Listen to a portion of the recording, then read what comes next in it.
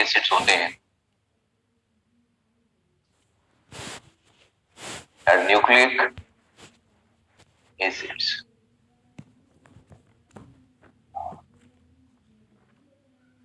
तो पहले हम देखेंगे हमारे पास न्यूक्लिक एसिड होते क्या है। तो जो हमारे पास न्यूक्लिक एसिड है, पहली बात तो ये कि ये हमारे पास एक organic, they are basically organic macromolecule.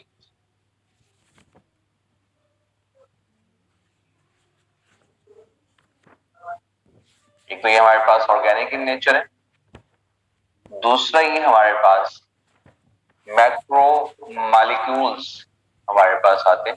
Macromolecules normally हमारे पास उनको कहा जाता है जो कि लार्जर इन साइज, लार्ज होते हैं, मतलब यूज कहने के हमारे पास नॉर्मली जिनकी एटॉमिसिटी 10,000 से ज्यादा होती है। Atomicity basically is the number of atoms present in the molecule, उसको हम कहते हैं हमारे पास एटॉमिसिटी।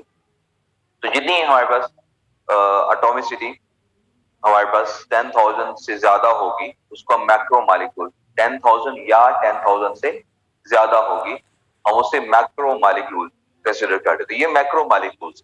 एक और भी इनमें बात यूज की जाती है कि बेसिकली ये जो हमारे पास न्यूक्लिक एसिड है, दे आर द पॉलीमर्स। ये हमारे पास पॉलीमर्स हैं, और ये पॉलीमर्स हैं किसके वाला, न्यूक्लियोटाइड्स के। यहाँ पे हमारे पास इनका जो मोनोमर है दैट इज न्यूक्लियोटाइड। तो ये दो चीजें हमारे पास आती कि पहली बात तो ये कि ये हमारे पास एक मैक्रोमोलेक्यूल्स है, और macromolecules are mostly polymeric in nature. तो अगर पॉलीमेरिक की बात की जाए तो पॉलीमर्स के हिसाब से देखा जाए तो they are the polymers of nucleotides. Nucleotides basically आगे क्या होता है इसका हम थोड़ा सा जिक्र करेंगे। ओवरऑल मैं यहाँ पे आपको बता दूं, बेसिकली जो न्यूक्लियोटाइड हमारे पास है, it is the combination of, इसमें दो चीजें हमारे पास होती हैं, इसमें तीन चीजें बेसिकली हमारे पास। नाइट्रोजन बेसिस, हम इनका जिक्र करेंगे सबका। नाइट्रोजन बेसिस हमारे पास होती, उसके बाद हमारे पास इसके अंदर शुगर, और साथ में हमारे पास फॉस्फेट ग्रुप, या यूं कहें फास्फोरिक ग्रुप जो हमारे पास है वो अवेलेबल होता है। ये तीनों चीजें मिलके एक न्यूक्लियोटाइड बनाते हैं, और ये जो एक न्यूक्लियोटाइड ये फिर आगे अटैच होता जाएगा, थाउजेंड्स ऑफ न्यूक्लियोटाइड्स जब आपस में अटैच होते हैं तो एक न्यूक्लिक एसिड बनता है। न्यूक्लिक एसिड जो बेसिकली है कि हमारे पास क्या करता है, ये it transverse the genetic information, it transverse the genetic information.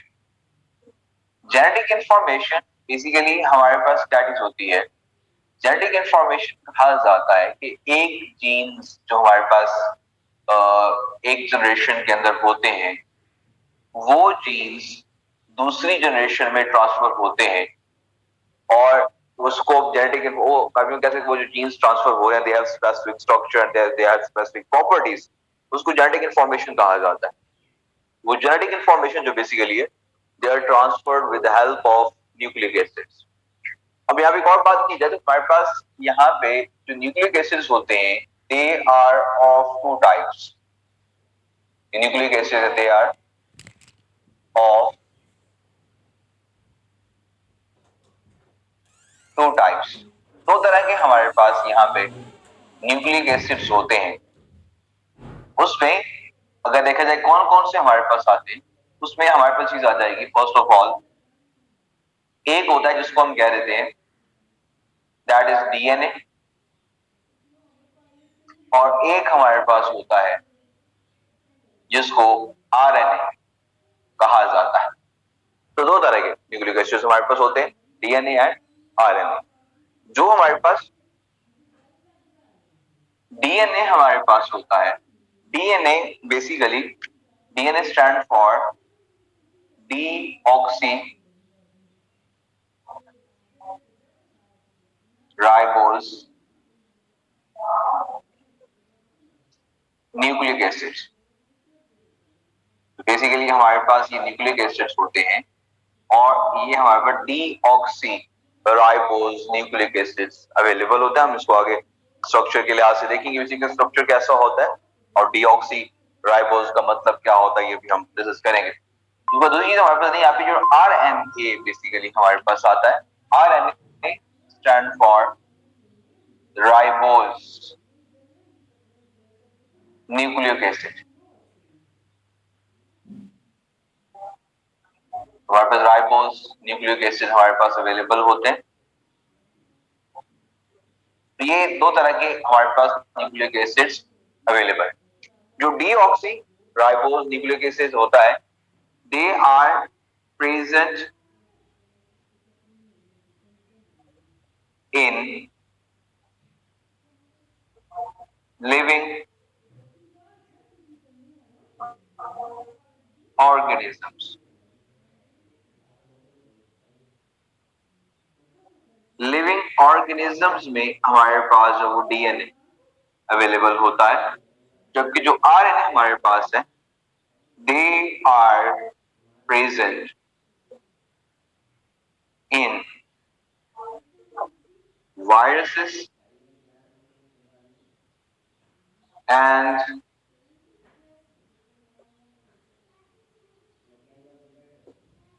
living cells as well। ये बेसिकली हमारे पास क्या चीज दी गई, ये दोनों जगह पे अवेलेबल होते हैं। बाकी हम इनके आगे इनको क्लासिफिकेशन और इनके जो डिफरेंस होगा हम आगे जाके देखेंगे, लेकिन बेसिकली यहाँ पे ये चीज आती है। अब यहाँ पे जो भी बात आती है ये तो हो गया बेसिकली न्यूक्लिक एसिड्स क्या होता है। न्यूक्लिक एसिड की इस डेफिनेशन उसके बेसिक बातों के बाद अब जरा हम यहाँ पे बात करते हैं कि हमारे पास स्ट्रक्चर ऑफ डीएनए जो है वो किस तरह का होता है। जैसे कि हमने यहाँ पे डीएनए या न्यूक्लिक एसिड्स की बात, न्यूक्लिक एसिड का स्ट्रक्चर जो है वो किन चीजों पर डिपेंड करता है। जैसे कि हमने यहाँ पे बात की, इसको डिटेल में फिर बात करूंगा। पहले हम यहाँ पे एक बेसिक बात कर रहे थे कि स्ट्रक्चर जो है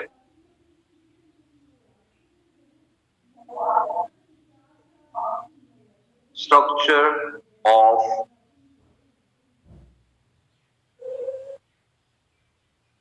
nucleic acids. Structure of nucleic acids में जैसे कि हम पहले बात कर चुके हैं, जैसे गवर्नमेंट लिख भी चुका है हमारे पास, जो ये जो बेसिकली हमारे पास न्यूक्लिक एसिड होता है, they are made up of nucleotides. ये जो न्यूक्लियोटाइड्स हमारे पास है, न्यूक्लियोटाइड्स, और जिसका मतलब ये होगा ये जो हमारे पास डीएनए होता है हमारे पास, इसकी जो ब्रेक डाउन होती है, ब्रेक डाउन ऑफ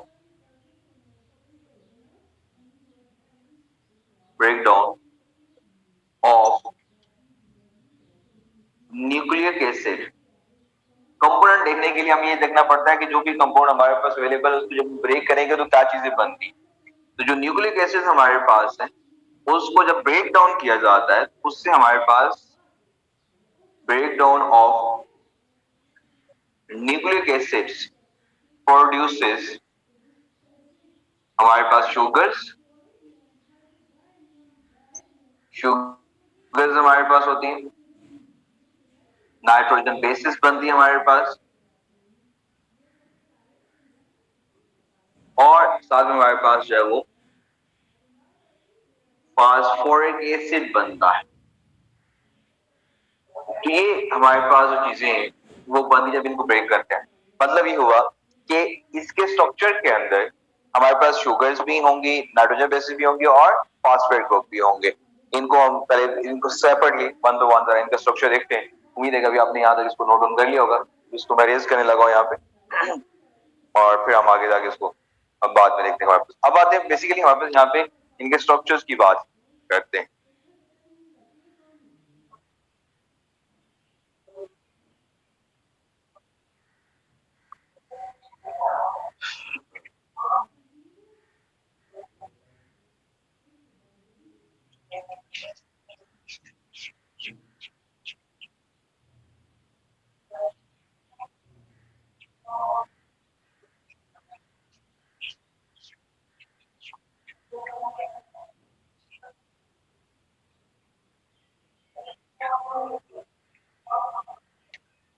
जैसे कि अभी हम बात कर चुके कि हम यहाँ पे डिस्कस करने जा रहे हैं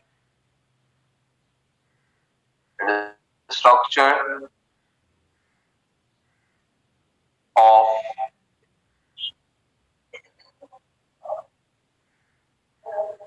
न्यूक्लियर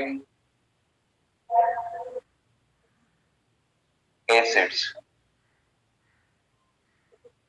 और जैसे कि हमने बात की कि इसमें तीन चीजें हमारे पास आती हैं। फर्स्ट वन, इसमें जो चीज हमारे पास आती है वन बाय वन, फर्स्ट चीज जो हमारे पास में आती है वो हम जरा डिस्कस करेंगे, नाइट्रोजनस बेसिस। दूसरे नंबर पे हमारे पास में चीज होती है शुगर्स। और थर्ड वन हमारे पास चीज इसमें आ जाती है, दैट इज फॉस्फोरिक एसिड।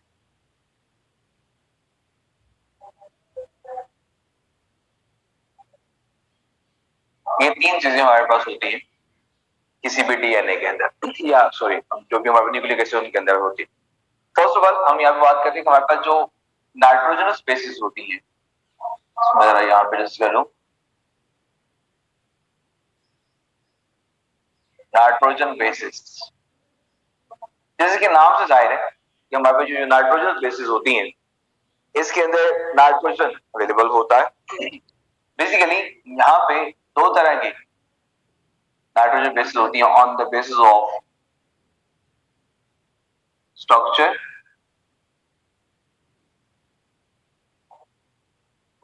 एक हमारे पास होती है जिसको हम कह देते हैं प्यूरीन कहा जाता है, और दूसरी जो हमारे पास होती है that is pyrimidine with respect to the structure. ये दो बेसिक हमारे पास होती है। ये बेसिक स्ट्रक्चर के लिहाज से देखा जाए तो हम इसके जो भी हमारे पास नाइट्रोजन बेसिस को हम दो क्लासेस में डिवाइड करते हैं with respect to the structure. एक होती है हमारे पास प्यूरीन और एक हमारे पास होती है जो कि पायरिमिडीन। अब इसमें जो चीज आती है हमारे पास, पहले पायरिमिडीन की बात की जाए तो पायरिमिडीन हमारे पास सिंगल स्टैंडर्ड सिंगल साइकिल इसके अंदर होती है, सिंगल रिंग स्ट्रक्चर इसके अंदर अवेलेबल होता है। और ये सारे हेट्रोसाइक्लिक कंपाउंड्स होते हैं, they have nitrogen in their basic structure.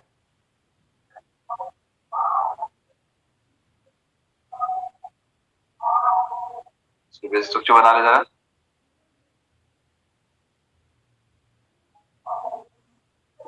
Basically इसमें अगर देखें तो सिक्स मेंबर साइकिल, जैसे कि आपको यहाँ पे नाम इसका जाहिर आ रहा है, नजर आ रहा है कि सिक्स मेंबर साइकिल अवेलेबल है। उसमें दो हमारे पास नाइट्रोजन जो है वो अवेलेबल है। उसमें एक हमारे पास डबल बॉन्ड जो है वो यहाँ पे अवेलेबल होता है और एक डबल बॉन्ड यहाँ पे होगा। अब यहाँ पे देखें तो इसमें हमारे पास नाइट्रोजन बॉन्ड पूरे हो गए, तो यहाँ पे एक इसके साथ जो हाइड्रोजन है वो अवेलेबल होता है। तो ये एक पायरिमिडीन जो है उसका बेसिक स्ट्रक्चर कुछ यूं करके बन जाता है। दूसरी साइड पे हमारे पास आती है जो कि प्यूरीन हमारे पास है। प्यूरीन कभी देखा जाए तो बेसिक स्ट्रक्चर कुछ यूं करेगी, सिर्फ उसमें फर्क एक चीज का आता है कि वो टू रिंग स्ट्रक्चर बेसिकली बनता है। एक तो हमारे पास क्या होता है कि इसको जरा मैं यहाँ पे बनाऊं जरा पहले कि सिक्स मेंबर स्ट्रक्चर है।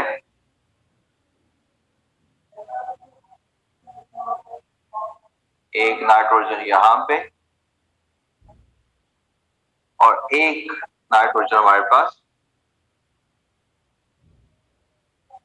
यहाँ पे अवेलेबल।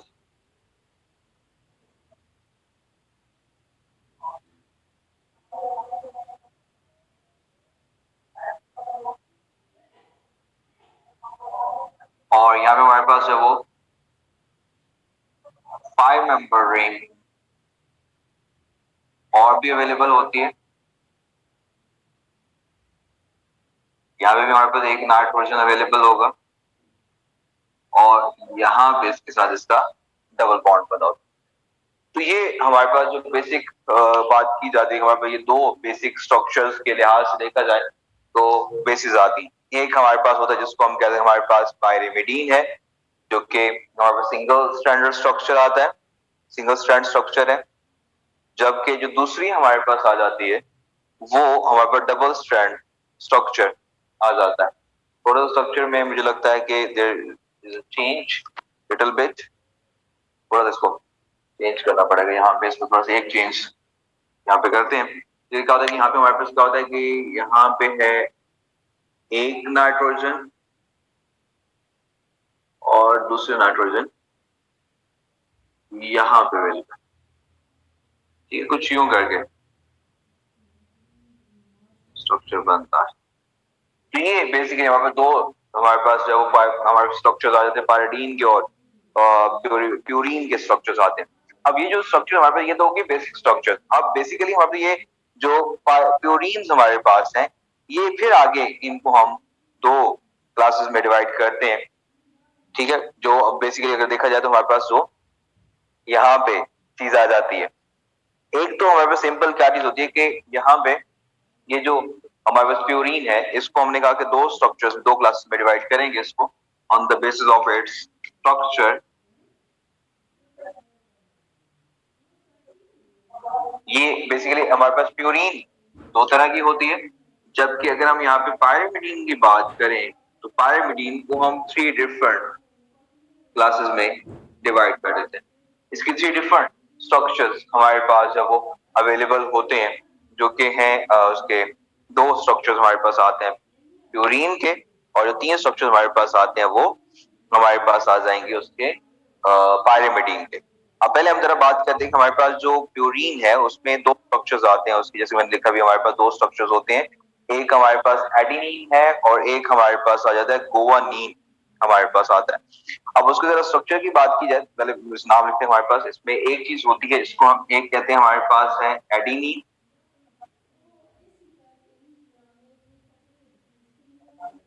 और एक हमारे पास होती है जिसको हम कह देते हैं दैट इज गुआनिन हमारे पास आ जाता है।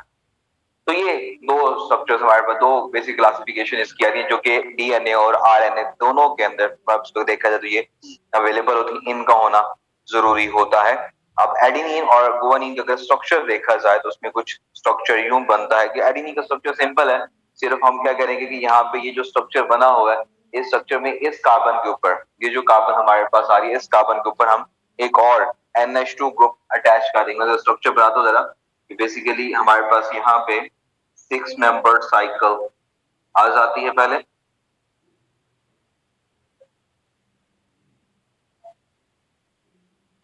एक हमारे पास यहाँ पे स्ट्रक्चर आ जाएगा नाइट्रोजन।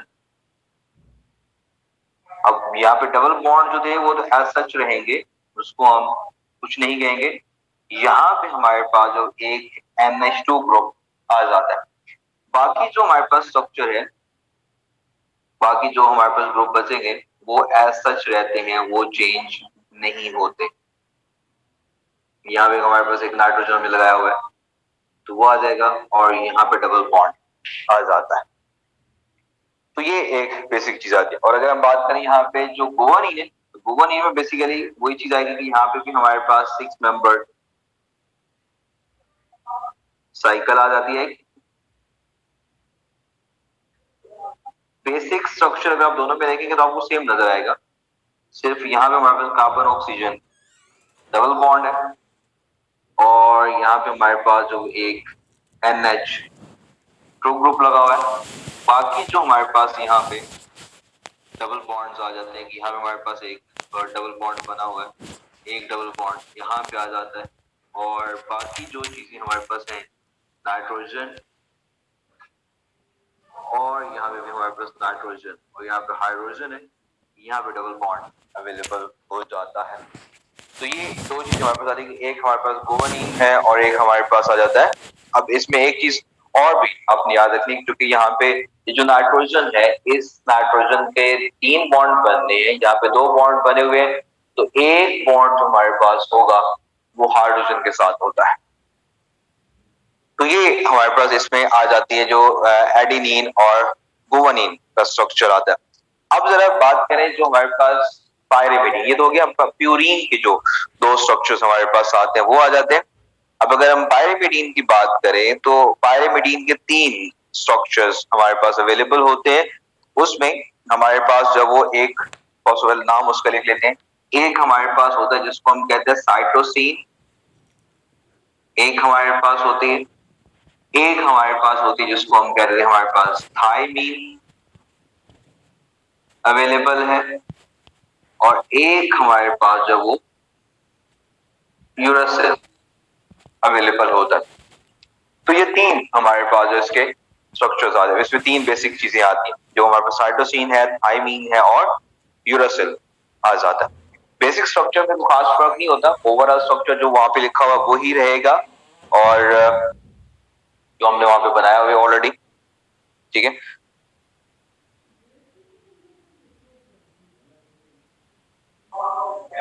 अब जो बेसिकली हमारी स्टडी होती है कि यहाँ पे जब ये स्ट्रक्चर हम बनाते हैं तो उस स्ट्रक्चर में बेसिकली क्या होगा, ये जो तीनों के अंदर जो कॉमन चीज हमारे पास होती है वही होता है कि हमारे पास यहाँ पे जो नाइट्रोजन और दो नाइट्रोजन अवेलेबल है, दोनों नाइट्रोजन के दरमियान जो कार्बन अवेलेबल है, पहली बात तीनों में जो पहले हम कॉमन स्ट्रक्चर बनाते हुए देखें, यहाँ पे ये जो कार्बन आपको नजर आ रही है यहाँ पे दोनों नाइट्रोजन के दरमियान इस कार्बन ने डबल बॉन्ड बनाया होता है ऑक्सीजन के साथ। तीनों में पहले तीनों को स्ट्रक्चर बनाता हूँ। बेसिकली यहाँ पे हमारे पास नाइट्रोजन अवेलेबल है,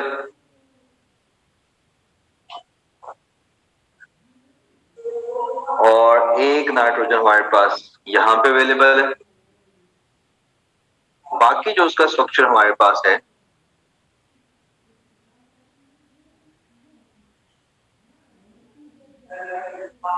वो हमारे पास कुछ यूं करके रहता है। यहाँ पे हमारे पास क्या चीज होगी, डबल बॉन्ड बनेगा। यहाँ पे तो हाइड्रोजन होने ही होना है, बाकी जो हमारे पास डबल बॉन्ड है एज सच नहीं। अभी मैं सिर्फ बेस सारा कंप्लीट नहीं कर रहा, लेकिन ओवरऑल तीनों की कॉमन चीज बता रहा हूँ कि स्ट्रक्चर अगर आपको पूछा जाता है तो अपने कॉमन नेम क्या रखते हैं, कॉमन स्ट्रक्चर किस तरह से बनाएंगे। तो पहली बात क्या कि ये स्ट्रक्चर तो है, तो आपने तीनों में करना क्या कि यहाँ भी ये जो कार्बन अवेलेबल है दो नाइट्रोजन के दरमियान, तीनों के हमारे पास क्या करेंगे, इसके साथ ऑक्सीजन के साथ डबल बॉन्ड बना देंगे। तो सेम चीज यहाँ पे भी हमारे पास आएगी कि यहाँ पे हमारे पास है नाइट्रोजन,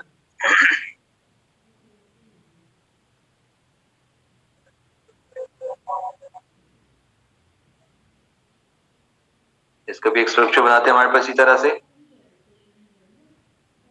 यहाँ पे हमारे पास डबल बॉन्ड बना देते हैं और इस कार्बन का ऑक्सीजन के साथ डबल बॉन्ड बना देंगे। यहाँ पे हाइड्रोजन होगा, और सेम चीज हमारे पास यहाँ पे भी आएगी कि नाइट्रोजन अवेलेबल है, और नाइट्रोजन की एक साइड के ऊपर यहाँ पे एक और नाइट्रोजन अवेलेबल है। डबल बॉन्ड्स एज सच आ जाएंगे, यहाँ पे ऑक्सीजन के साथ इसका क्या बन जाएगा, डबल बॉन्ड। तो ये बेसिक पहली चीज, आप पहली एडिशन आपने ये करनी है कि हमारे तीनों जो हमारे पास है उसमें आप क्या कह देंगे, ऑक्सीजन के साथ डबल बॉन्ड बनाएंगे। अब तो यहाँ पे एक और कॉमन चीज ये आती है कि जो हमारे पास यहाँ पे नाइट्रोजन अवेलेबल है, ये जो नाइट्रोजन है, ये जो नाइट्रोजन, इस नाइट्रोजन के साथ ये जो ऑक्सीजन अवेलेबल है, ये कार्बन, मैं इसको जरा ब्लू से रिप्रेजेंट करते हैं, ये वाली कार्बन और ये वाली कार्बन, ये जो थायमीन और यूरासिल की बात कर रहा हूँ, थायमीन और यूरासिल के अंदर इन दोनों कार्बन का अगेन ऑक्सीजन का डबल बॉन्ड बना होगा। मतलब बेसिकली ये डबल बॉन्ड खत्म कर देंगे हम लोग यहाँ से भी और यहाँ से भी, और यूं करेंगे कि यहाँ पे हमारे पास डबल बॉन्ड यहाँ पे आ जाएगा और इसका डबल बॉन्ड भी यहाँ पे आ जाएगा। अब उससे होगा ये जो नाइट्रोजन है उसके दो बॉन्ड बनेंगे, हालांकि तीन होने चाहिए थे। बेसिकली क्या होगा, यहाँ पे एक हाइड्रोजन यहाँ पे आ गया और एक हाइड्रोजन यहाँ पे आ जाता है। एक चीज होगी ये बेसिक, और बाकी उसमें हमारे पास जो तीसरी चीज हमारे पास जो हमारे पास साइटोसिन हमारे पास है, उसमें फर्क क्या होता है कि ये जो नाइट्रोजन हमारे पास कार्बन अवेलेबल है, यहाँ पे नाइट्रोजन के इसके साथ NH2 ग्रुप अटैच होता है, ठीक है। बाकी सारे ग्रुप्स होंगे, सिर्फ हमारे क्या होगा कि यहाँ पे इन थायमीन और यूरासिल के साथ ऑक्सीजन के साथ डबल बॉन्ड बन गया, जबकि यहाँ पे हमारे पास क्या चीज आ जाएगी, वहां पे नाइट्रोजन NH2 ग्रुप आ जाता है। उसके बाद एक चीज इसमें और हम ऐड कर देते हैं कि जो हमारे पास यहाँ पे थायमीन की अगर बात की जाए कि जो हमारे पास थायमीन है उसमें ये जो कार्बन अवेलेबल है, इस कार्बन के ऊपर एक मिथाइल ग्रुप अटैच होता है। एक एक चीज आप ऐड कर दें, बेसिक स्ट्रक्चर स्केलेटन वो ही रहेगा जो हमारे पास अवेलेबल है। तो हमारे पास क्या चीज होगी कि यहाँ पे हमारे पास सॉरी यहाँ पे भी एक हाइड्रोजन लगाना भूल गए कि यहाँ पे हाइड्रोजन है तो होना ही होना है हमारे पास, कार्बन जो हमारे पास अवेलेबल है नाइट्रोजन, उसके बॉन्ड उसकी वैलेंसी हमने जो वो सेटिस्फाइड करनी होती है। तो ये बेसिकली जो हम बात कर रहे थे न्यूक्लिक एसिड का स्ट्रक्चर, उसमें हमने जो पहली बात हमारे पास आ जाती है, जो हमने नाइट्रोजनस बेसिस की बात की थी, उनका स्ट्रक्चर आ जाता है। अब इसको हम टोटल देखिए, total 5 different nitrogenous bases available है, एडेनिन और गुआनिन, ठीक है, और उसके बाद साइटोसिन, थायमिन और यूरासिल आएगा।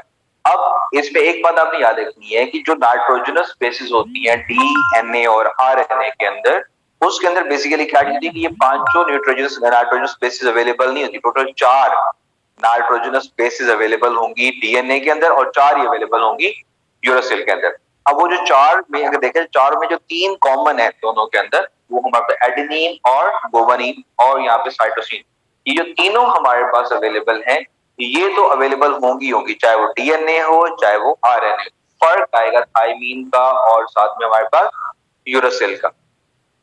सिर्फ जो हमारे पास डीएनए होगा उसके अंदर हमारे पास थायमीन अवेलेबल होगी, और जो हमारे पास आरएनए है उसके अंदर यूरासिल जो है वो अवेलेबल होता है। तो ये एक बेसिक चीज हमारे पास आ जाती है कि जो कि हमारे पास आते हैं नाइट्रोजनस बेसिस की बात करते हैं। अब जो हमारे पास यहाँ पे आ जाता है, नेक्स्ट है शुगर्स की बात करें। शुगर्स में आपको जैसे हमने लिखा था वहां पे राइबोज शुगर्स हमारे पास अवेलेबल होते हैं। राइबोज शुगर आर बेसिकली, उसको क्या कहा जाता है कि वो हमारे पास होते हैं 5 मेंबर रिंग को राइबोज शुगर कहा जाता है। उसकी जरा हम बात करें, राइबोज शुगर हमने जैसे कि दो तरह के राइबोज शुगर का जिक्र किया है यहाँ पे, कि एक होता है राइबोज और एक होता है डीएक्सी, डीऑक्सी राइबोज शुगर्स। तो हम पहले इसकी बात करते हैं। और मुझे देखें यहाँ पे आपको नजर आता है, ये नहीं आता जहाँ पे मैं लिखने जा रहा हूँ, मुझे लगता है इसको अरेज नहीं, इसको थोड़ा और स्पेसिफिक फॉर्म में लेके चलते हैं। तो यूं कहते हैं कि हमारे पास यहाँ पे,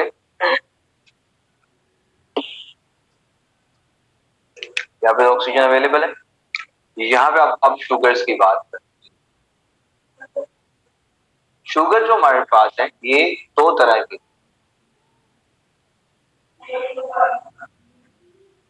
हमारे पास होती है। एक होती है जिसको हम कहते हैं हमारे पास राइबोज शुगर है, सिंपल राइबोज शुगर है, और एक हमारे पास है जो कि डीऑक्सी राइबोज शुगर। तो दो तरह की हमारे पास राइबोज शुगर्स अवेलेबल होती है, और ये भी डिफरेंट होती है दोनों के अंदर। जो आरएनए के अंदर हमारे पास जब वो राइबोज शुगर होगी, और डीएनए के अंदर हमारे पास डीऑक्सी राइबोज शुगर होगी। स्ट्रक्चर देखते जरा इसका। स्ट्रक्चर बेसिकली हमने कहा था कि टोटल हम जैसे कहा कि 5 मेंबर रिंग अवेलेबल होती है, और रिंग जो हमारे पास है उसके अंदर 4 कार्बन और एक ऑक्सीजन अवेलेबल होती है। यूं कह सकते हैं कि हमारे पास एक हाइड्रोसाइक्लिक रिंग जो है वो इसके अंदर अवेलेबल होती है। ये हमारे पास, इसको यूं कह लेते हैं हमारे पास इसमें ये कार्बन नंबर 1, ये कार्बन नंबर 2, ये कार्बन नंबर 3, ये कार्बन नंबर 4, और एक कार्बन यहाँ पे और अवेलेबल होती है, दैट इज CH2OH। तो टोटल बेसिकली जो राइबोज शुगर है ये 5 कार्बन अवेलेबल होती हैं। आप इसको पेंटोसिस भी कहा जा सकता है, क्योंकि नंबर ऑफ कार्बन की बेस के ऊपर आप शुगर्स को क्लासिफाई करते हैं। अब बेसिकली यहाँ पे चीज होती है कि ये हमारे पास कार्बन नंबर 1, इस पे एक हमारे पास यहाँ पे हाइड्रोक्सल और एक हाइड्रोजन अवेलेबल होगा। सेम चीज हमारे पास क्या होगी, यहाँ पे हमारे पास हाइड्रोक्सल और यहाँ पे हाइड्रोजन। कार्बन नंबर 3 पे हमारे पास क्या होगा, यहाँ पे हमारे पास एक हाइड्रोजन और एक हमारे पास हाइड्रोक्सल अवेलेबल होगा, और यहाँ पे हाइड्रोजन अवेलेबल। अब इसमें अगर देखें, ये एक जितनी भी कार्बन अवेलेबल है, हर कार्बन के पास एक ऑक्सीजन अवेलेबल है। अगर देखें तो टोटल 5 कार्बन अवेलेबल है, 1 2 3 एंड 4 एंड 5। और अगर देखें वो इसमें ऑक्सीजन भी देखें 1 2 3 4 एंड 5, तो 5 कार्बन है, 5 ऑक्सीजन अवेलेबल है। ये जो स्ट्रक्चर बनता है इसको हम कहते हैं कि हमारे पास राइबोज शुगर अवेलेबल है। जबकि डीऑक्सी राइबोज शुगर की बात की जाए, डीऑक्सी राइबोज शुगर कुछ स्ट्रक्चर यूं बनता है, उसमें भी सेम वही चीज आती है जो हम पहले बात कर चुके हैं कि हमारे पास 5 मेंबर रिंग अवेलेबल होती है। सेम स्ट्रक्चर में कोई खास चेंज नहीं आता, सिर्फ एक चीज का फर्क पड़ता है जिसको अभी हम जिक्र करेंगे कि ये हमारे पास आगे CH2OH, अगेन वो चीज आ गई कि हमारे पास carbon number 1, carbon number 2, carbon number 3, 4 and 5, देख सकते हैं 5 कार्बन हमारे पास आ रही है। और यहाँ पर चीज होगी, ये जो चीज हमारे पास आती है कि यहाँ पे एक हमारे पास हाइड्रोक्सिल कार्बन नंबर 1 के ऊपर और एक हाइड्रोजन अवेलेबल है, जबकि जो कार्बन नंबर 2 हमारे पास है उसके ऊपर दोनों हाइड्रोजन अवेलेबल हैं, जबकि कार्बन नंबर 3 के ऊपर एक हाइड्रोजन और एक हाइड्रोक्सिल है। और यहाँ पे हमारे पास जो कार्बन नंबर 4 है उसके ऊपर एक हाइड्रोजन अवेलेबल होता है। तो ये एक हमारे पास डीऑक्सी राइबोस जो है वो शुगर पर, अब डीऑक्सी को कहा जाता है, जैसे कि देखिए डी मतलब रिमूवल, मतलब जिसमें किसी चीज में कमी आ रही हो उसको हम डी का वर्ड यूज करते हैं, तो ये डी ऑक्सी राइबोस शुगर बनता है। देखिए यहाँ पे टोटल आपको 5 कार्बन से तो 5 ऑक्सीजन अवेलेबल है, यहाँ पे 5 कार्बन है और 4 ऑक्सीजन अवेलेबल, ऑक्सीजन कम हो गई है, एक ऑक्सीजन यहाँ पे है, एक यहाँ पे, दो यहाँ, दो हो गई, 3 यहाँ पे और चौथी यहाँ पे आ जाती है, टोटल 4 हमारे पास यहाँ पे ऑक्सीजन जो है वो अवेलेबल होती है। और इसमें भी ये बात आपसे MCQ जो पूछी जाती है कि कौन सी कार्बन के ऊपर ऑक्सीजन अवेलेबल नहीं होता, तो अपनी बात याद रखनी है कि वो कार्बन नंबर 2 जो हमारे पास है उसके ऊपर ऑक्सीजन अवेलेबल नहीं होता। तो ये दो तरह की चीजें होती हैं। और ये डीऑक्सी है, जैसे पहले बात कर चुके हैं कि ये डीएनए के अंदर होता है, और जो ऑक्सी हमारे पास होता है ये राइबोस शुगर सिंपल, ये हमारे पास RNA के अंदर अवेलेबल होता है। एक और बात भी आपने याद रखनी है, अगर आपसे यहाँ पे बात पूछी जाए कि ये हमारे पास जो है ये जितनी भी हमारे पास आ रही हैं, इन सारों के अंदर अगर जो कि हम बेसिस की बात कर रहे हैं, नाइट्रोजन बेसिस की बात कर रहे हैं, तो यहाँ पे नाइट्रोजन बेसिस की बात की जाए तो इन नाइट्रोजन को अब देखिए ये जो अमाइंस अवेलेबल है कि ये नाइट्रोजन है कौन से, ये जो हमारे पास नाइट्रोजन है ये प्राइमरी नाइट्रोजन अवेलेबल है, जबकि ये जो हमारे पास चीज होती है ये 3 बॉन्ड से कार्बन के साथ बनाए हुए हैं, ये टर्शरी है, ये भी हमारे पास क्या है टर्शरी नाइट्रोजन है, क्योंकि बेसिकली उसने तीन तीन अब देखिए डबल बॉन्ड को आपने दो कंसिडर करना होता है।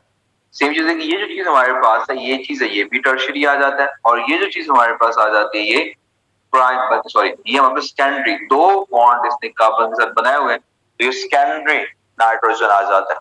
सेम हमारे पास सारी चीजें इसके अंदर आती हैं, इसमें क्या होगा ये जो चीज हमारे पास है ये हो जाएगी हमारे पास सेकेंडरी नाइट्रोजन,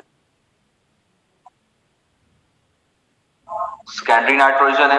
ये जो हमारे पास नाइट्रोजन आ जाती है ये प्राइमरी नाइट्रोजन है, ये जो हमारे पास नाइट्रोजन अवेलेबल है ये टर्शरी है, ये भी हमारे पास नाइट्रोजन टर्शरी है, और ये जो नाइट्रोजन हमारे पास आती है सेकेंडरी नाइट्रोजन अवेलेबल होती है यहाँ पे।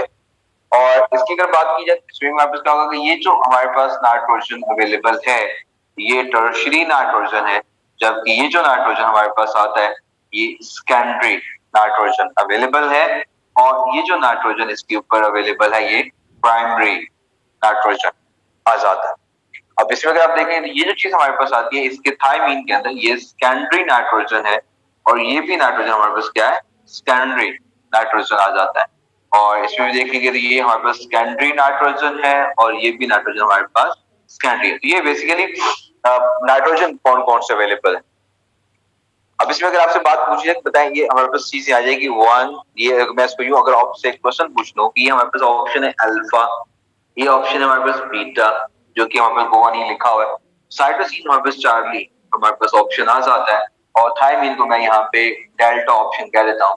और आपसे अगर पूछा जाए कि बताएं which of the following do not contain primary nitrogen, तो बेसिकली आपको पता होना चाहिए कि जो साइटोसिन और सॉरी थायमीन और यूरासिल ये दो हमारे पास ऐसी नाइट्रोजन अवेलेबल ऐसी नाइट्रोजन स्पेसीज अवेलेबल है जिसमें ना तो प्राइमरी कोई नाइट्रोजन आपको नजर आएगा ना ही आपको टर्शियरी नाइट्रोजन आएगा, या यूं कहा जा सकता है इसमें अगर एक और क्वेश्चन पूछा जाए आपसे कि बताएं which of the following nitrogen bases contains secondary nitrogen only, तो वो हमारे पास कौन से होंगे थायमीन और यूरासिल हमारे पास हैं, ये वो वाहिद नाइट्रोजन स्पेसीज आती हैं जो कि वाहिद नहीं मतलब दो नाइट्रोजन स्पेसीज आती हैं हमारे पास जो कि हमारे पास आ जाता है जिसमें सिर्फ और सिर्फ सेकेंडरी नाइट्रोजन अवेलेबल होते हैं।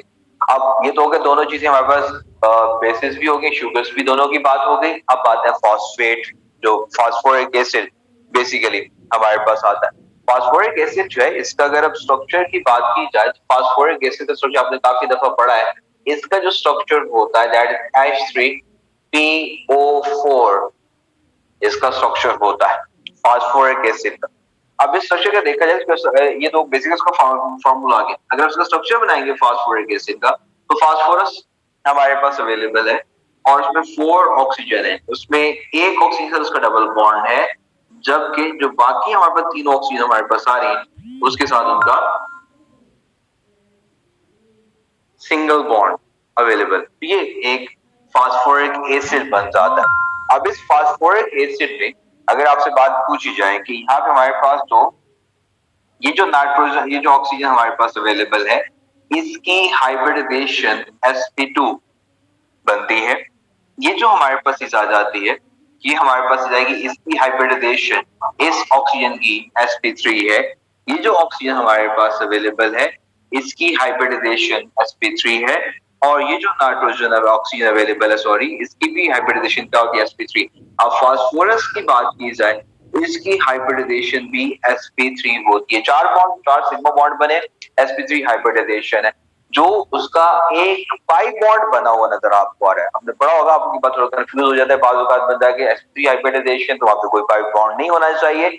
लेकिन चूंकि फास्फोरस हमारे पास जो है वो थर्ड पीरियड के अंदर आता है, जैसे कि आप लोग चैप्टर 13 के अंदर पढ़ा होगा, वो उसका थर्ड पीरियड के अंदर आता है। वो जो थर्ड पीरियड हमारे पास होता है उसके अंदर डी ऑर्बिटल जो है वो एम्प्टी होते हैं थर्ड पीरियड के अंदर। तो ये जो हमारे पास आपको यहाँ पे पाइप बॉन्ड नजर आ रहा है, ये बेसिकली हमारे पास क्या होता है, एक जो डी ऑर्बिटल है वो इन्वॉल्व होता है यहाँ पे, और उसकी हाइब्रिडाइजेशन वो पाइप बॉन्ड बनाने में आता है। ओवरऑल जो हाइब्रिडाइजेशन क्या होती है, sp3 होती है। और अगर sp3 हाइब्रिडाइजेशन है, बेसिकली अब स्ट्रक्चर बेसिक जो हमारे पास होता है यहाँ पे,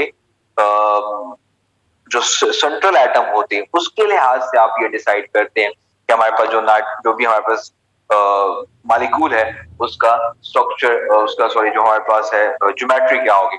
इसकी अगर ज्योमेट्री की बात की जाए, इसकी ज्योमेट्री में जैसे कि sp3 हाइब्रिडाइजेशन है, तो sp3 हाइब्रिडाइजेशन के लिहाज से देखा जाए, इसकी टेट्राहेड्रल ज्योमेट्री जो है वो होनी चाहिए। ठीक है, टेट्राहेड्रल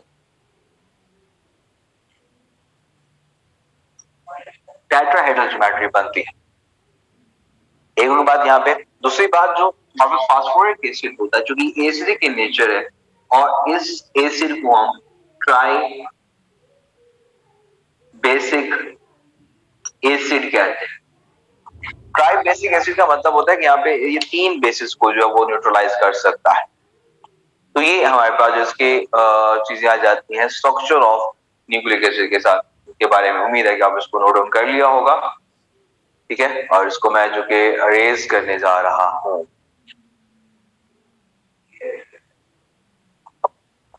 चले जी, तो इसको जरा अरेज करते हैं और फिर देखते हैं कि नेक्स्ट हमने इसमें क्या टॉपिक पढ़ना है।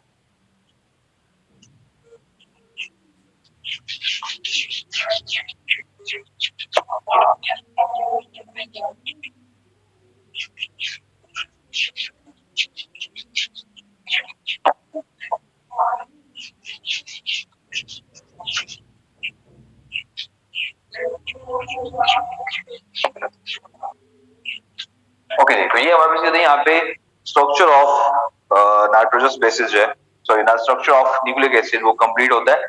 अब इसमें एक चीज हम थोड़ा सा और देख लेते हैं कि हमारे पास जो चीज आ जाती है यहाँ पे, नहीं, एक न्यूक्लियोटाइड, जैसे हमने लिखा था कि न्यूक्लियोटाइड जो हमारे पास होता है, वो न्यूक्लियोटाइड जो है वो कॉम्बिनेशन होता है एक शुगर का, और एक हमारे पास नाइट्रोजन बेस होगी, और इसके अंदर हमारे पास एक जो है वो फॉस्फेट ग्रुप होगा। तो पहले हम इसका न्यूक्लियोटाइड का स्ट्रक्चर बनाने की कोशिश करें जरा। तो बेसिकली ये होता है कि एक यहाँ पे बनाते हैं जरा।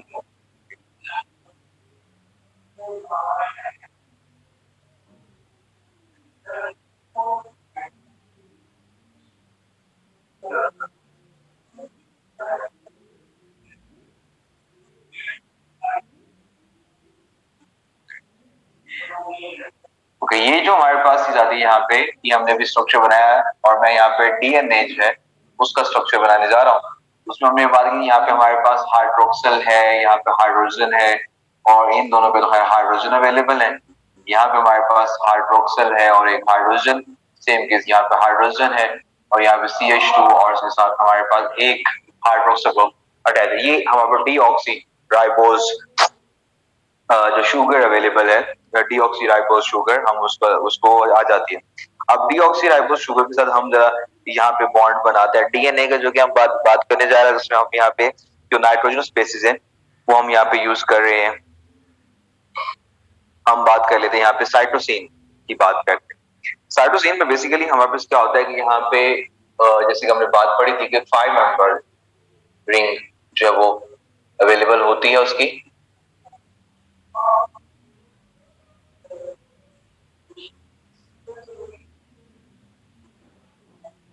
यहाँ पे एक नाइट्रोजन अवेलेबल है, एक नाइट्रोजन यहाँ पे है, इसका डबल बॉन्ड बना हुआ है यहाँ पे, ठीक है। और यहाँ पे हमारे पास यहाँ पे एक हाइड्रोजन अवेलेबल है और यहाँ पे हमारे पास एक हाइड्रोजन अवेलेबल होगा।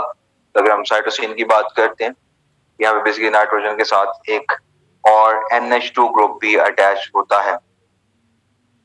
तो हमारे पास NH2 ग्रुप की हम बात कर लेते हैं कि यहाँ पे NH2 ग्रुप अवेलेबल होगा। मैं ऊपर एसिड को हटा दूं ताकि आपको बात उसमें हमारे पास क्या होता है कि लिखा जा सके, पूरे को पूरा स्ट्रक्चर बनाया जा सके। तो बेसिकली हमारे क्या यहाँ पे चीज होगी कि यहाँ पे बन जाएगा ये NH2 ग्रुप अवेलेबल आ जाता है।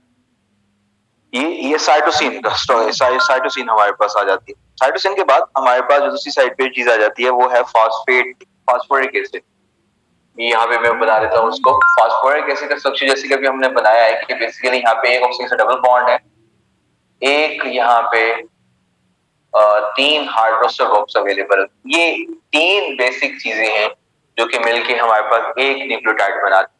अब ये स्ट्रक्चर बनता कैसे? स्ट्रक्चर बेसिकली कुछ यूं बनता है कि यहाँ से ये जो कि बेस है, ये तो ये हमारे पास क्या होगा, ये हमारे पास आएगा हाइड्रोजन और यहाँ से हाइड्रोक्सिल, ये रिमूव हो जाएंगे, वाटर बन जाएगा हमारे पास। सेम चीज हमारे पास क्या होगी कि इस केस में हमारे पास यहाँ से हाइड्रोजन और यहाँ से हाइड्रोक्सिल, ये भी रिमूव हो जाएगा।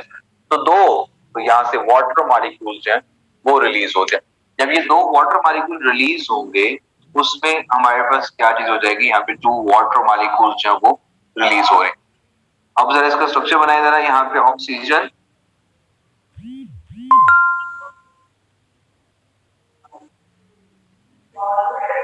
बाकी इसका स्ट्रक्चर सारे का सारा सेम रहेगा। यहाँ पे हाइड्रोजन है, यहाँ पे दोनों हाइड्रोजन अवेलेबल है, यहाँ पे हाइड्रोक्सिल है, यहाँ पे हाइड्रोजन, यहाँ पे हाइड्रोजन और यहाँ पे CH2 ग्रुप। अब बेसिकली क्या होगा, यहाँ पे ये जो नाइट्रोजन उसका बॉन्ड बन जाएगा हमारे पास इस कार्बन के साथ। तो यहाँ पे डायरेक्टली जो नाइट्रोजन है जो कि साइटोसिन की ये वाली नाइट्रोजन अवेलेबल है वो अटैच हो जाएगी इसके साथ।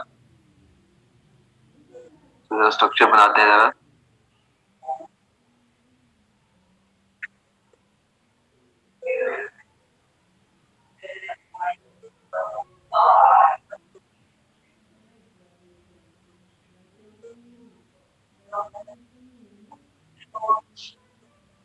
ओके, तो यहाँ पे हमारे पास ये जो कार्बन हमारे पास आ रही है इसका बॉन्ड बन गया इस नाइट्रोजन के साथ, ठीक है। एक चीज होगी, दूसरे साइड के ऊपर हमारे पास क्या होगा, यहाँ पे ये जो कार्बन, ये वाली कार्बन अवेलेबल है, इस कार्बन का हाइड्रोक्सिल और इससे हाइड्रोजन रिमूव हुआ तो इस ऑक्सीजन का और इस कार्बन का बॉन्ड बन जाएगा। इसको मैं यहाँ पे रिप्रेजेंट कर देता हूँ। ये कार्बन हमारे पास आ गई, यहाँ पे फास्फोरस आ गया और बाकी जो हमारे पास ग्रुप्स होंगे जो 2 ऑक्सीजन अवेलेबल हैं वो इस फॉर्म में अटैच हो जाते। तो ये हमारे पास जो एक न्यूक्लियोटाइड बनता है और ये न्यूक्लियोटाइड हमारे पास जब वो डीएनए का हमारे पास अवेलेबल होता है और आरएनए में भी सेम होता है हमारे पास। सिर्फ फर्क क्या होगा, यहाँ पे हमने साइटोसिन यूज की तो साइटोसिन दोनों में होती है हमारे पास, आरएनए में भी होती है और डीएनए दोनों के अंदर अवेलेबल होगी। और अगर हम यहाँ पे यूज कर लेते जगह पे यूरासिल यूज कर लेंगे तो वो आरएनए बन जाएगा और अगर मैं यहाँ पे थायमिन यूज कर लेता तो वो हमारे पास डीएनए बन जाता है। तो ये एक बेसिक हमारे पास इसका स्ट्रक्चर आ जाता है इसका एक न्यूक्लियोटाइड का।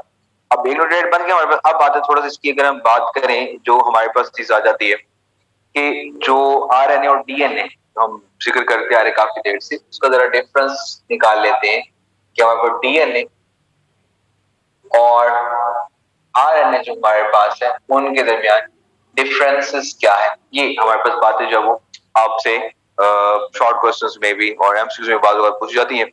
तो जो हमारे पास डीएनए की बात की जाए तो वो हमारे पास अवेलेबल होता है, ठीक है। ये हमारे पास पहली बात है तो फॉर्म इन न्यूक्लियस, न्यूक्लियस में बनता है हमारे पास, और present in mitochondria, present in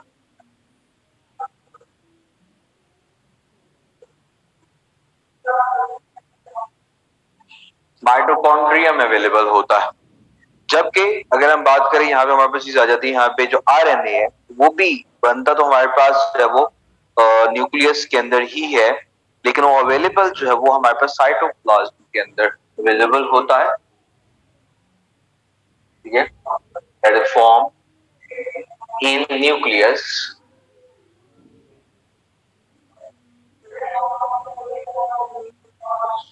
and present in and present in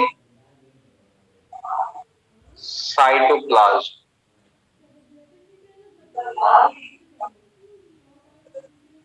cytoplasm में जो हमारे पास है वहां पे अवेलेबल होता है। एक चीज होगी। अब जरा दूसरी बात, अगर हमारे पास जो स्ट्रक्चर की बात की जाए तो ये हमारे पास जो जो डीएनए हमारे पास होता है, जैसे कि आपको पता है कि हमारे पास टू स्ट्रैंड स्ट्रक्चर होता है, टू स्ट्रैंड्स अवेलेबल होते हैं हमारे पास। जबकि ये जो चीज हमारे पास होती है ये सिंगल स्ट्रैंड्स हमें अवेलेबल होता है। अभी हम बात करेंगे हमारे पास जो स्ट्रैंड्स जो बनते हैं वो बनते कैसे हैं। उसके बाद अगर देखा जाए तो हमारे पास जिसमें जो आ जाती है जो अगर हम बात करें यहाँ पे कि इसमें शुगर्स की बात है, शुगर कौन कौन सी अवेलेबल होती है, तो यहाँ पे देखें तो हमने बात की है कि हमारे पास क्या होता है कि इसके अंदर डीऑक्सी राइबोज शुगर अवेलेबल होती है, डीऑक्सी राइबोज। जबकि यहाँ पे हमारे पास क्या होगा, it is only ribose sugar available होती है।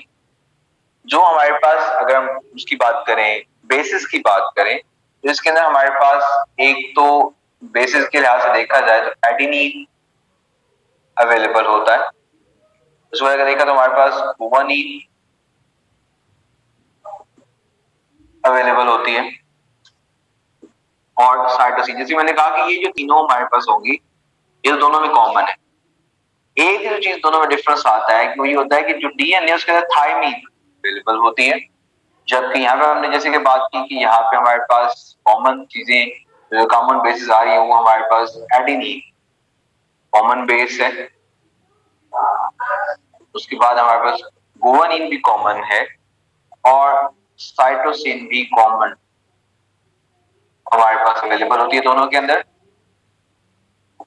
That cytosine. और लास्ट में यहाँ पे थायमीन हमारे पास है उसकी बजाय यहाँ पे यूरासिल अवेलेबल होता है। इसमें जो वहां पर चीज होती है, एक और बात की जाए, इसमें जो डबल स्ट्रैंड बनता है that is because of hydrogen bonding की वजह से बनता है। जबकि जो यहाँ पे अगर बात की जाए इसमें चूंकि सिंगल स्ट्रैंड है इसमें किसी तरह की कोई हाइड्रोजन बॉन्डिंग अवेलेबल नहीं होती, ठीक है। अब यहाँ पे अगर देखा जाए तो हमारे पास जो हाइड्रोजन बॉन्डिंग हमारे पास होती है वो एक तो बनती है हमारे पास एडिनिन और थायमीन के दरमियान, एक हाइड्रोजन बॉन्ड बनता है हमारे पास साइटोसिन और गुआनिन के दरमियान। एडेनिन और थायमीन हमारे दो बॉन्ड बना दे, जबकि साइटोसिन और जो गुआनिन है ये हमारे पास तीन हाइड्रोजन बॉन्ड है। वो यहाँ पे जो नंबर ऑफ बॉन्ड्स आपको नजर आ रहे हैं वो बेसिकली कहते हैं कि उसमें कितने हाइड्रोजन बॉन्ड्स बन रहे हैं। तो हमें यहाँ पे चीज होती है कि जो हमारे पास होते हैं एडेनिन और थायमीन, ये हमारे पास जो है वो दो हाइड्रोजन बॉन्ड्स बनाते हैं, जबकि जो साइटोसिन और गुवानिन हमारे पास होंगे ये तीन हाइड्रोजन बॉन्ड्स बनाते हैं। चलिए, ये तो हमारे बेसिकली इसमें चीज आती थी कि इसका डिफरेंस, एक दो और डिफरेंस भी लिखे होंगे पेड़ में, आप बुक में देखिएगा उसको क्या हमारे पास आते हैं, फंक्शंस क्या हैं उसके। तो उसके बाद हमें यहाँ पे इसकी जो आगे प्रॉपर्टीज आती हैं और इसमें जो आगे स्ट्रक्चर ऑफ द जो हमारे पास बन जाता है। अच्छा, एक और बात अगर देखा जाए तो डीएनए हमारे पास है और आरएनए की अगर हम इसके साइज ऑफ मॉलिक्यूल की बात की जाए तो हमारे पास ये जो डीएनए होता है it is larger in size, इसका साइज ज्यादा होता है, जबकि जो हमारे पास आरएनए होता है that is smaller in size. तो एक हमारे पास लार्जर साइज है, एक हमारे पास स्मॉलर इन साइज आ जाता है। मतलब इसमें यूं कहें कि हमारे पास एक लॉन्गर मॉलिक्यूल बनता है, एक हमारे पास लॉन्ग स्ट्रक्चर बनता है, इट हैज लॉन्गर स्ट्रक्चर।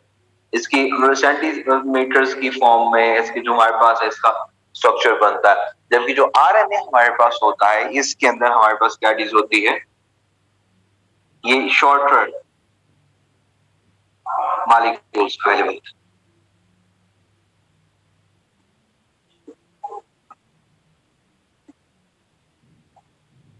तो ये हमारे पास चीज आती है, ये चीज होती है हमारे पास आरएनए और डीएनए की बात।